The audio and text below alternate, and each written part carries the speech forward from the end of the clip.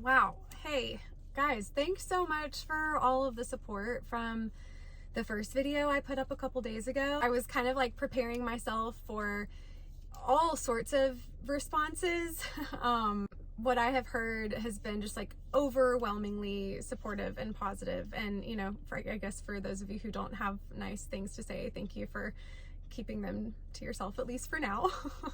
But something major, just like right out the gate, there are so many more of us than I realized. I knew there were a lot, and keep in mind, I don't think I shared this in my last video, like I am a therapist, I'm a trauma therapist, and one of my specialties is in religious trauma and spiritual abuse. And so I've known that there are people all over. I just didn't know that I would know so many of those people, that like we used to run in the same circles, and that there are so many of us who have been on the fringes. I know how much validation it takes to walk through something like this, and man, it's hard to find it. So yes, just know, for those of you who are listening, you're not alone.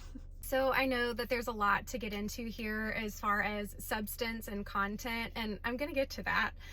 I definitely just wanted to take now here early on to just set a couple of foundational things. First is my why. So I became an on-fire Christian in college, and from that point on, I really used my social media platforms to share about my faith. And I've always been really zealous and really outspoken. And even when I got deeper into the movement that I'm speaking about now, I was still using my social media platforms to talk about it openly to anybody who would listen.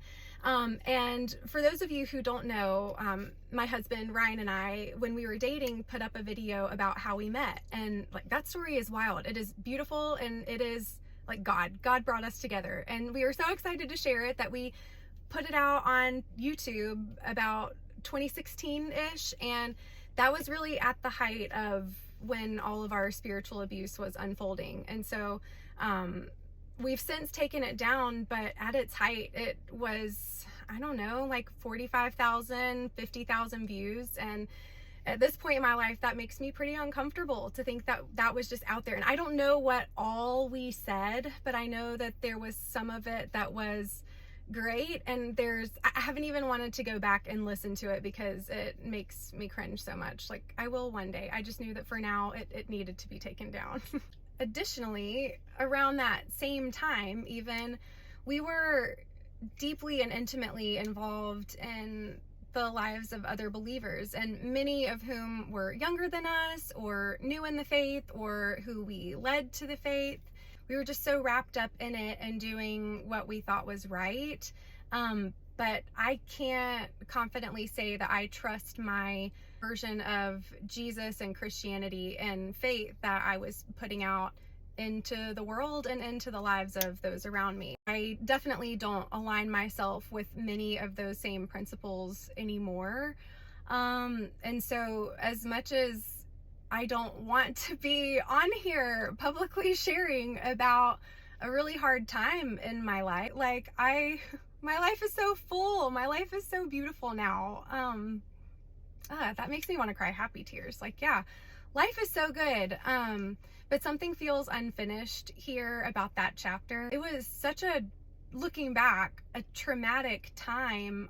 I don't actually have a lot of solid memories of specific people who I would like to apologize to. And I'm sure there are many. And I still know that there are some people who are deeply in that movement, and it weighs on me that I played a part.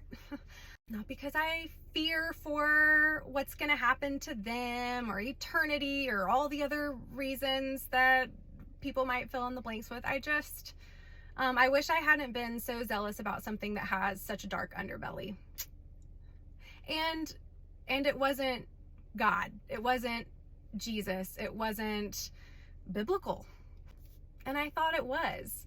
So I am here nearly 8 years later, just to try to make it right. And yeah, if any of you would like to have conversations about that, please reach out. I really would love that, and I'm open to that, and I'm working my life around to be able to have the capacity to do that, because it's important. And granted, I'm not a big social media girly. I'm not on here a lot, and so this might be like a little short stint where I'm here and I'm talking about it, and then I go back to my nice quiet little life, at least in terms of social media usage. But in the meantime, this is where I am in my journey, and I just didn't think it would be right to get on here and start talking about all of this stuff from like the therapist lens or the mental health lens without just having a level of candor and to be able to apologize and take some accountability for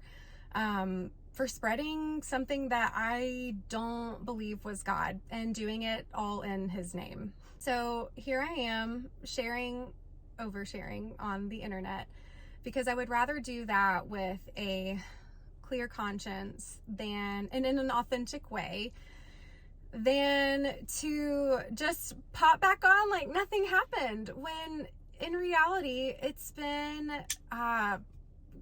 coming up on a decade almost of my spiritual walk being completely different than I ever imagined it would be. So I still love God, still love Jesus, still consider myself a Christian. Like for all intents and purposes, I still consider myself a charismatic.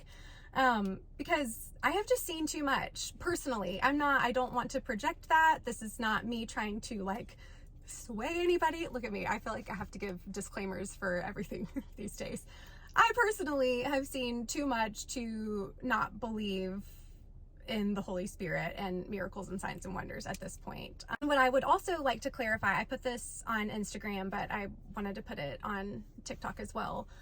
Not all charismatics or streams of charismatics are as radical as the specific streams that I found myself in.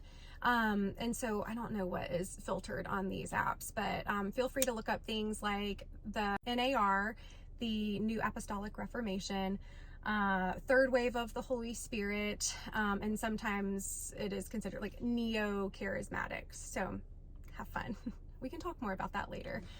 But essentially that is the particular stream that was, in my opinion, really weaponizing the gifts of the Spirit, authority, the Bible, all sorts of things. So yeah, I think we're ready to get into the weeds here. Let's go.